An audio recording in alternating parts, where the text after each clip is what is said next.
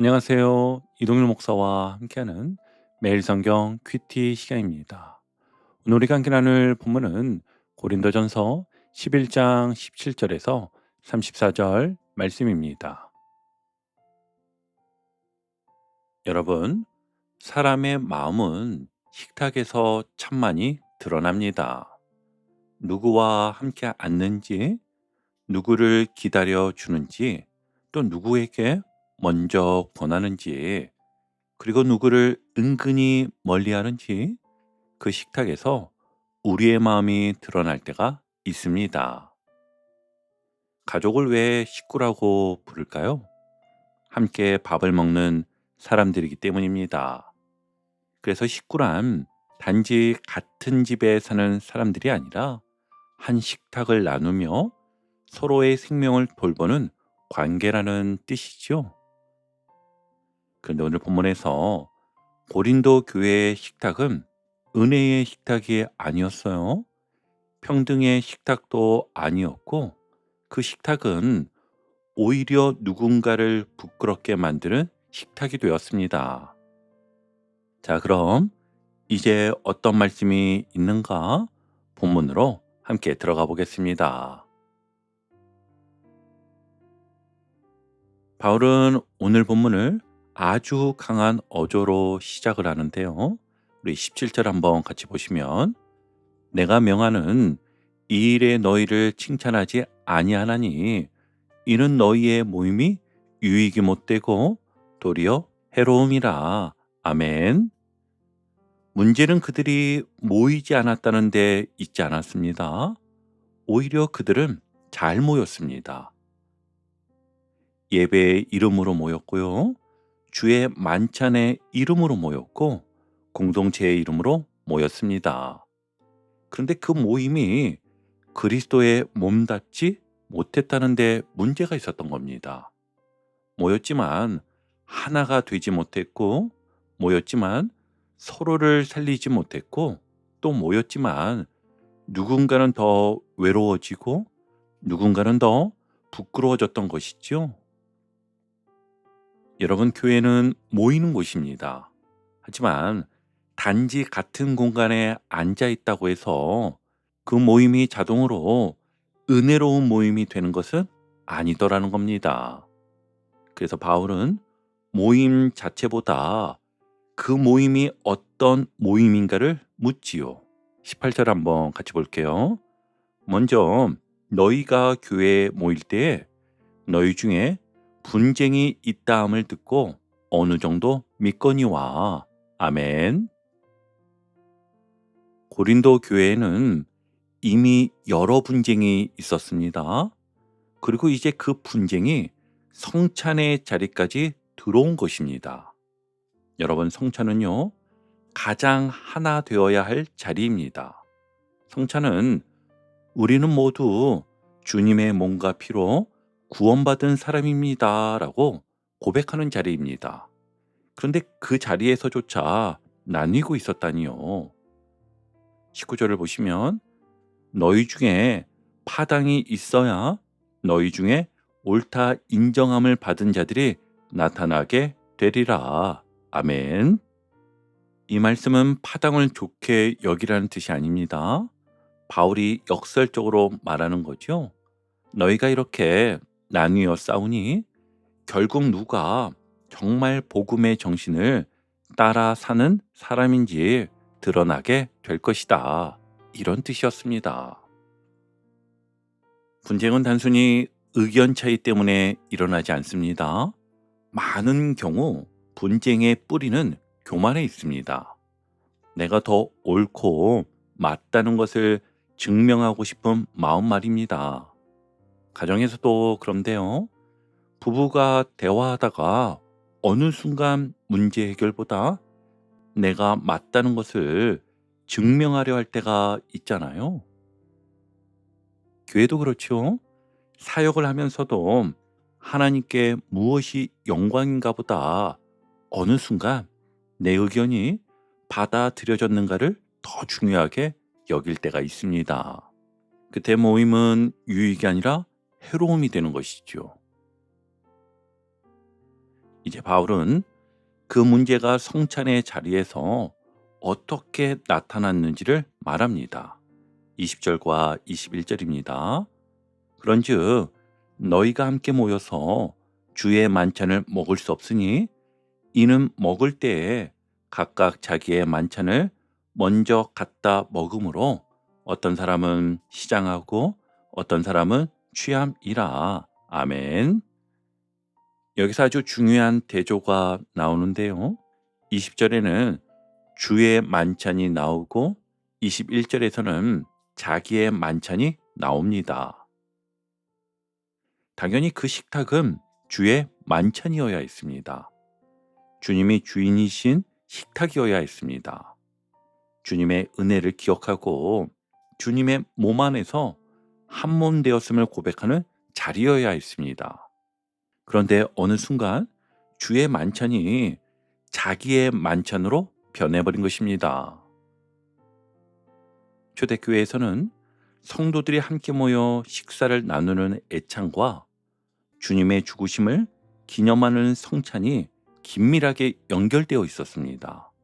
그래서 성도들은 각자 음식을 가져와 함께 나누었고 그 식탁의 끝에서 떡과 잔을 나누며 주님의 몸과 피를 기념했던 것이죠. 그런데 고린도 교회에 문제가 생겼습니다. 부유한 사람들은 일찍 올 수 있었습니다. 시간적 여유도 있었고 어렵지 않게 좋은 음식도 가져올 수 있었지요. 반면에 가난한 사람들, 노동자들, 종들은 일을 마친 뒤에야 겨우 올 수 있었습니다. 가져올 음식도 넉넉하지 못했습니다. 당시 또 주일은 지금처럼 모두가 쉬는 날이 아니었어요. 예수님의 부활을 기념하며 모이기는 했지만 그날도 많은 사람들에게는 평일과 같은 날이었습니다. 그래서 하루의 일을 마친 뒤 저녁에 모였고 특히 종이나 노동자들은 더 늦게 도착할 수밖에 없었던 거지요. 그렇다면 먼저 온 사람들이 어떻게 해야 했을까요? 당연히 기다려주거나 함께 먹기 위해 음식을 남겨두는 게 맞잖아요. 그렇게 해서 가져올 곳이 없는 사람까지 생각하며 함께 나누어야지요. 그런데 고린도 교회는요, 그렇게 하지 않았습니다. 먼저 온 사람들이 자기들이 가져온 음식을 다 먹어버리는 겁니다. 그래서 어떤 사람은 배가 부르고 심지어 취했습니다. 반면에 늦게 온 사람들은 여전히 배고팠지요. 그리고 순서에 따라 성찬을 했습니다. 여러분 생각해 보세요. 한쪽은 배부르고 취한 상태입니다. 한쪽은 배고프고 서러운 상태입니다. 그런데 떡을 떼면서 말합니다. 우리는 그리스도 안에서 한 몸입니다. 이것이 정말 성찬일 수 있겠습니까? 그래서 바울은 말하는 거죠. 너희가 함께 모여서 주의 만찬을 먹을 수 없으니. 아멘. 겉으로는 성찬처럼 보이지만 실제로는 주의 만찬이 아니라는 것입니다. 왜냐하면 주님의 식탁에서 가난한 자가 부끄러움을 당하고 있었기 때문입니다. 22절을 보면 너희가 먹고 마실 집이 없느냐? 너희가 하나님의 교회를 업신여기고 빈궁한 자들을 부끄럽게 하느냐? 내가 너희에게 무슨 말을 하랴? 너희를 칭찬하랴? 이것으로 칭찬하지 않노라. 아멘. 바울의 책망은 아주 분명합니다. 정말 배가 고파서 먹는 것이 목적이라면 집에서 먹고 오라. 교회는 너희의 배부름을 과시하는 자리가 아니다. 주의 식탁은 누군가를 부끄럽게 만드는 자리가 아니다. 여기서 중요한 표현이 하나 있었습니다. 하나님의 교회를 업신여기고 가난한 성도를 부끄럽게 한 것이 왜 하나님의 교회를 업신여긴 일이라고 말했을까요? 교회는요, 건물이 아니라 그리스도의 몸이기 때문입니다. 가난한 성도도 그리스도의 몸입니다. 늦게 온 성도도 그리스도의 몸이지요. 가져올 것 없는 성도도 그리스도의 몸이었습니다. 그러므로 그들을 부끄럽게 하는 것은 단순히 한 사람을 무시하는 일이 아닙니다. 하나님의 교회를 업신여기는 일인 것이죠. 교회는 세상의 계급을 그대로 가져오는 곳이 아닙니다. 세상에서는 가진 사람이 앞자리에 설 수 있고 힘 있는 사람이 먼저 차지할 수 있습니다. 그러나 교회는 달라야 합니다. 주의 식탁은 달라야 합니다. 주의 식탁에서는 부자도 은혜가 필요하고 가난한 사람도 은혜가 필요합니다. 직분자도 은혜가 필요하고 새가족도 은혜가 필요합니다. 십자가 앞에서 우리는 모두 같은 사람입니다. 죄인이며 은혜 받은 자이며 주님의 몸과 피로 살아난 사람입니다. 여러분, 오병이어의 기적을 생각해 보십시오. 한 아이가 드린 물고기 2마리와 떡 5개가 주님의 손에 들려졌을 때 수많은 사람을 먹였습니다. 그 아이의 작은 도시락이 주님의 손에 들여지는 순간 그것은요, 더 이상 한 아이만의 것이 아니라 주님의 식탁에서 사람을 살리는 은혜의 도구가 되었지요. 교회도 그렇습니다. 내가 가져온 시간, 물질, 은사, 경험도 주님께 드려지는 순간 더 이상 나만의 것이 아니지요. 그것은 공동체를 살리는 도구가 되어야 하는 것입니다.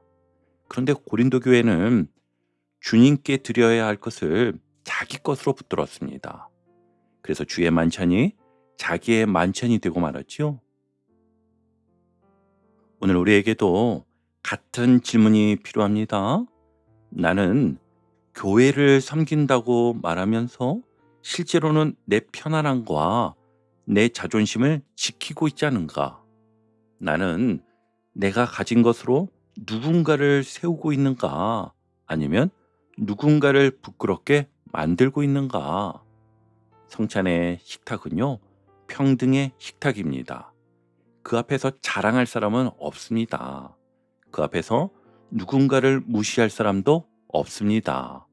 오직 주님의 은혜를 받은 사람만 있을 뿐입니다. 자, 이제 2번째 단락인데요. 바울은 고린도 교회의 잘못을 지적한 뒤 성찬의 본래 의미로 돌아갑니다. 23절을 한번 보면 내가 너희에게 전한 것은 주께 받은 것이니 곧 주 예수께서 잡히시던 밤에 떡을 가지사. 아멘. 성찬은 사람이 만든 단순한 종교의식이 아니었지요. 주님께서 친히 세우신 거룩한 자리였고 예수님께서 직접 명하신 복음의 표지였습니다.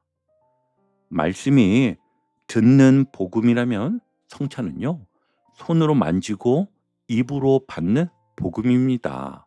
다시 한번요, 잘 들어보세요. 말씀이 듣는 복음이라면 성찬은요, 손으로 만지고 입으로 받는 복음입니다. 그래서 우리는 떡을 받으며 고백합니다. 주님께서 나를 위해 몸을 내어주셨습니다. 잔을 받으면서 고백합니다. 주님께서 나를 위해 피를 흘리셨습니다.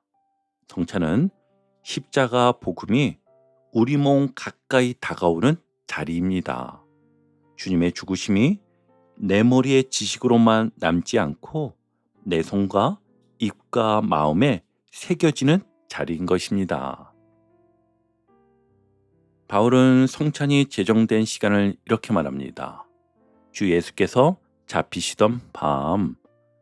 성찬은 예수님께서 평안하신 날에 만드신 의식이 아니었지요. 예수님께서 잡히시던 밤, 배신 당하시던 밤, 십자가를 향해 넘겨지시던 밤에 세워졌습니다. 겉으로 보면 예수님은 사람들에게 붙잡히신 것인데요. 하지만 믿음의 눈으로 보면 그 밤은 단순히 예수님이 억울하게 끌려가신 밤이 아닙니다. 하나님께서 우리를 살리시기 위해 자기 아들을 내어주신 밤입니다. 예수님께서 우리를 구원하시기 위해 스스로 순종의 길로 걸어가신 밤이었지요. 이어 24절을 보면 축사하시고 떼어 이르시되 이것은 너희를 위하는 내 몸이니 이것을 행하여 나를 기념하라 하시고 아멘. 예수님은 떡을 가지시고 축사하신 뒤 떼어 주셨습니다. 그리고 말씀하셨습니다. 이것은 너희를 위하는 내 몸이니 아멘. 여기서 중요한 말은 너희를 위하는입니다. 주님의 몸은 우리를 위하여 찢기셨고 우리의 죄를 위하여 우리의 구원을 위하여 우리의 생명을 위하여 주님은 자신을 내어주셨습니다. 계속해서 25절에서는 식후에 또한 그와 같이 잔을 가지시고 이르시되 이 잔은 내 피로 세운 새 언약이니 이것을 행하여 마실 때마다 나를 기념하라 하셨으니 아멘. 잔은 주님의 피로 세운 새 언약입니다. 구약의 언약이 짐승의 피와 제사로 반복이 되었다면 새 언약은요 예수 그리스도의 피로 세워졌습니다. 주님께서 단번에 자신을 내어주심으로 우리에게 죄사함과 생명의 길을 열어주셨지요. 그래서 성찬은 기억하는 자리입니다. 다시 한번요. 그래서 성찬은 기억하는 자리입니다. 그런데 여기서 기억은 단순히 머리로 떠올리는 것이 아닙니다. 우리가 결혼기념일을 기억하는 것은 과거의 날짜를 외우기 위해서만이 아니잖아요. 처음의 사랑과 약속을 오늘 다시 붙들기 위해 기억하는 겁니다. 생일을 기억하는 것도 단순히 나이를 세기 위해서가 아니라 생명이 주어진 은혜를 다시 감사하기 위해 기억하는 거잖아요. 성찬도 그렇습니다.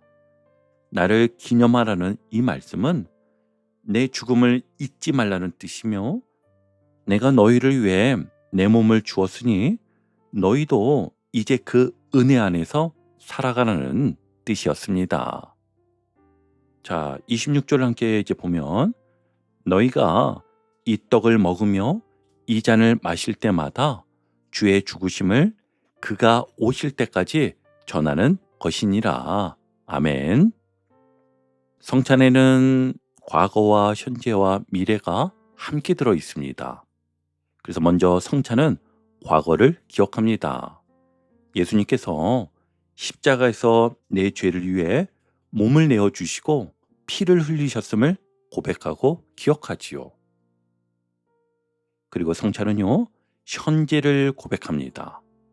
그 주님의 은혜가 지금 나를 살리고 나는 내 힘으로써 서 있는 사람이 아니라 주님의 몸과 피로 살아난 사람임을 고백하지요. 그리고 성찬은요, 미래를 바라봅니다. 다시 오실 주님, 그리고 우리는 장차 하나님 나라에 완성될 식탁에 앉게 될 것이며 그날에는 더 이상 배고픔도 차별도 부끄러움도 소외도 없을 것임을 소망하며 바라보는 것이죠. 그래서 성찬은 단지 과거의 사건을 회상하는 시간이 아니었어요. 십자가의 은혜를 오늘 붙들고 다시 오실 주님을 기다리며 지금 이 땅에서 하나님 나라의 식탁을 미리 살아내는 자리입니다. 그런데 고린도 교회는 이 거룩한 성찬을 단순히 먹고 마심의 자리로 바꾸어 버렸던 겁니다. 주님의 죽으심을 기억해야 할 자리에서 자기 배를 채운 것이었고 주님의 몸을 분별해야 할 자리에서 그리스도의 몸된 성도를 무시했던 것이죠. 그래서 바울은 매우 강하게 말합니다. 27절을 보시면 그러므로 누구든지 주의 떡이나 잔을 합당하지 않게 먹고 마시는 자는 주의 몸과 피에 대하여 죄를 짓는 것이니라. 아멘. 이 말씀을 들으면서 우리는 마음이 무거워질 수 있습니다. 그렇다면 누가 합당하게 성찬에 참여할 수 있을까? 이런 생각이 들기 때문입니다. 그럼 여기서 합당하지 않게 먹고 마신다는 것은 무엇일까요? 본문의 흐름에서 보면 합당하지 않게 먹고 마신다는 것은 주님의 몸과 피를 기억한다고 하면서도 그리스도의 몸된 지체를 무시하는 태도를 말합니다. 십자가의 은혜를 말하면서도 연약한 성도를 부끄럽게 하는 태도로서 주님의 식탁에 앉으면서도 여전히 자기 자랑과 차별과 이기심을 붙드는 태도 말입니다. 그래서 28절과 29절이 중요합니다. 사람이 자기를 살피고 그 후에야 이 떡을 먹고 이 잔을 마실지니 주의 몸을 분별하지 못하고 먹고 마시는 자는 자기의 죄를 먹고 마시는 것이니라. 아멘. 여기서 자기를 살피라는 말씀은 단순히 내 개인의 죄만 점검하라는 뜻으로 끝나지 않습니다. 물론 개인의 죄도 살펴야 합니다. 그러나 오늘 본문에서 더 직접적인 질문은 이것입니다. 나는 그리스도의 몸을 바르게 분별하고 있는가? 나는 교회를 단순한 사람들의 모임으로 보고 있지 않은가? 나는 누군가를 부끄럽게 하면서도 성찬의 은혜를 말하고 있지는 않은가? 주님의 몸을 분별한다는 것은요, 떡이 주님의 몸을 상징한다는 것만 아는 것이 아닙니다. 그 떡에 참여하는 성도들이 그리스도 안에서 한 몸이라는 것을 아는 것을 말하는 것입니다. 한 몸이라면 어떻게 해야 하지요? 손이 다쳤는데 눈이 무시하지 않습니다. 발이 아픈데 머리가 모른 척 하겠습니까? 몸의 한 부분이 아프면 온몸이 함께 불편하지요. 교회도 그렇습니다. 한 성도가 아프면 공동체가 함께 마음을 써야 합니다. 한 성도가 부끄러움을 당하면 공동체가 함께 돌아보아야 합니다. 한 성도가 소외되면 그 모임은 온전한 모임이 아닌 것이죠. 그런데 고린도 교회는 이 몸을 분별하지 못했습니다. 그 결과가 30절에 나오지요. 그러므로 너희 중에 약한 자와 병든 자가 많고 잠자는 자도 적지 아니하니. 아멘. 바울은 고린도 교회의 영적 무질서가 공동체 안에 심각한 결과를 가져왔다고 말합니다. 그리고 이어지는 책망 속에 바울은 아주 실제적인 결론을 내립니다. 33절입니다.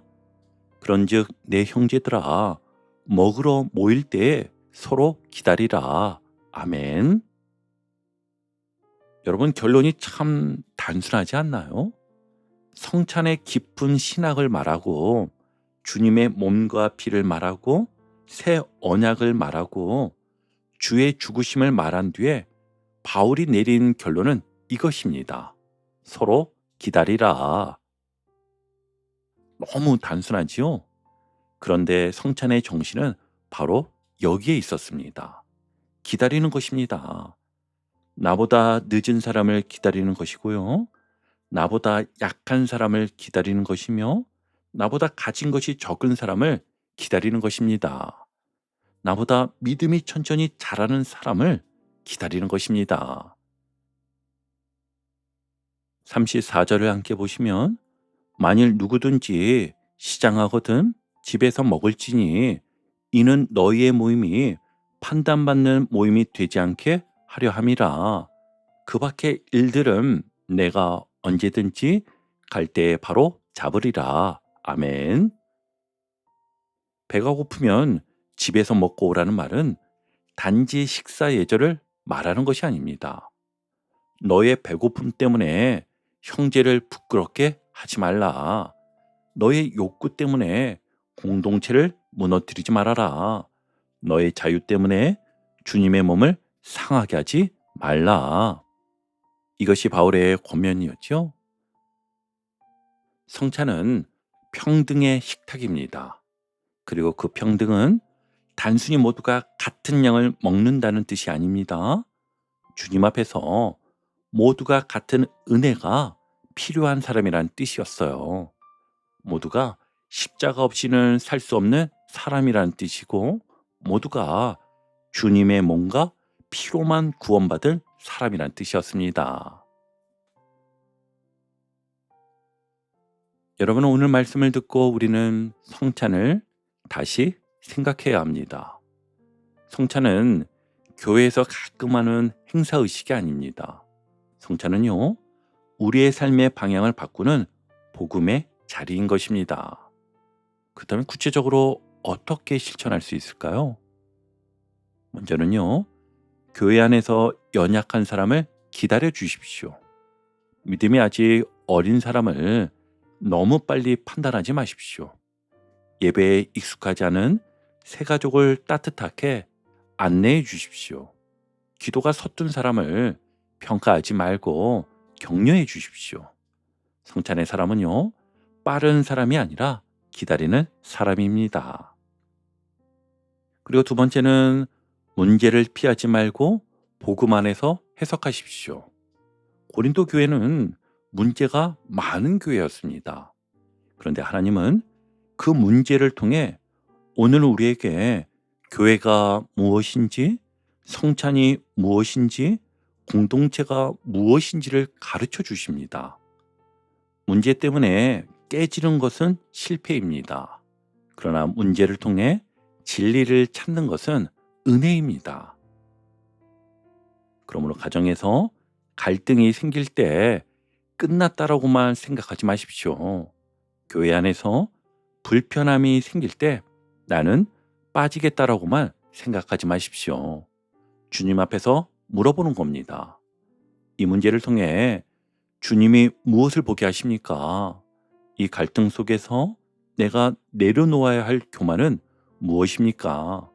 이 관계 속에서 내가 기다려야 할 사람은 누구입니까? 그리고 세 번째는 내가 가진 것으로 누군가를 세우십시오. 물질이 있다면 나누고, 시간이 있다면 동행하고, 경험이 있다면 겸손히 도와주십시오. 또 직분이 있다면 더 낮아지고, 말할 힘이 있다면 상처 주는 말이 아니라 살리는 말을 해보십시오. 특별히 책임 있는 자리에 있는 사람은 더 조심해야 합니다. 내가 무심코 하는 말 한마디가 누군가에게 큰 상처가 될 수 있습니다. 내가 당연하게 누리는 것이 누군가에게는 부끄러움으로 느껴질 수도 있습니다.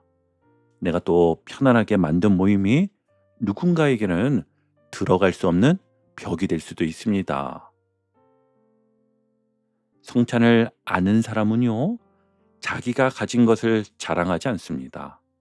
자기가 가진 것으로 누군가를 작아지게 만들지 않습니다. 오히려 이렇게 묻습니다.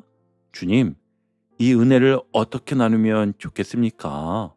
주님, 이 자리에서 누구를 먼저 살피면 좋겠습니까? 주님, 제가 가진 것으로 누구를 세울 수 있겠습니까? 그리고 네 번째는 성찬 앞에서 나 자신을 살피십시오. 성찬을 받을 때마다 이렇게 물어보세요. 나는 지금 누구를 미워하고 있지는 않은가? 나는 누군가를 계속 부끄럽게 만들고 있지는 않은가? 나는 교회를 내 편한 사람들의 모임으로 만들고 있지는 않은가? 나는 주님의 몸된 지체를 정말 귀하게 여기고 있는가? 그리고 주님 앞에 정직하게 고백하십시오. 주님, 제 안에 아직 자기의 만찬이 있습니다. 내 배부름만 챙기려는 마음이 있습니다. 내 편한 사람만 찾으려는 마음이 있습니다. 나보다 약한 사람을 기다리지 못하는 조급함이 있습니다. 주님, 저를 용서하시고 주의 만찬에 합당한 사람으로 다시 빚어 주옵소서. 오늘도 주님의 죽으심을 기억하며 그 주님이 다시 오실 때까지 사랑으로 서로를 기다리는 하루가 되시기를 주님의 이름으로 축복합니다. 아멘.